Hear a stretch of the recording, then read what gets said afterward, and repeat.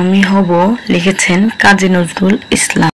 আমি হব সকালবেলার পাখি, সবার আগে কুসুমবাগে উঠবো আমি ডাকি। কুসুমবাগে মানে ফুলবাগানে। কবি ফুলবাগানে পাখি যে ভোরে ডাকে সেই কথা বুঝেছে। কুসুমবাগে সে ডেকে উঠতে চায়। সূর্যি মামা জাগার আগে উঠবো আমি জেগে। সূর্য জাগার আগে, সূর্য উঠার আগে কবি ঘুম থেকে উঠতে চায়। হয়নি সকাল, ঘুমো এখন, মা বলবে না। মা একটু রাগ দেখে কি বলবে, এখনো সকাল হয়নি, ঘুমিয়ে পড়ো।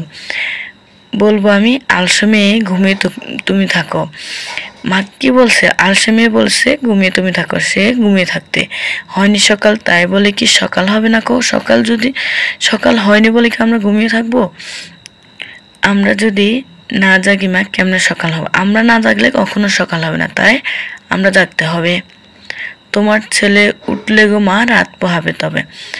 মাকে বলছে যে মা, তোমার ছেলে উঠলে তারপরে রাত পোহাবে, না হলে রাত পোহাবে না।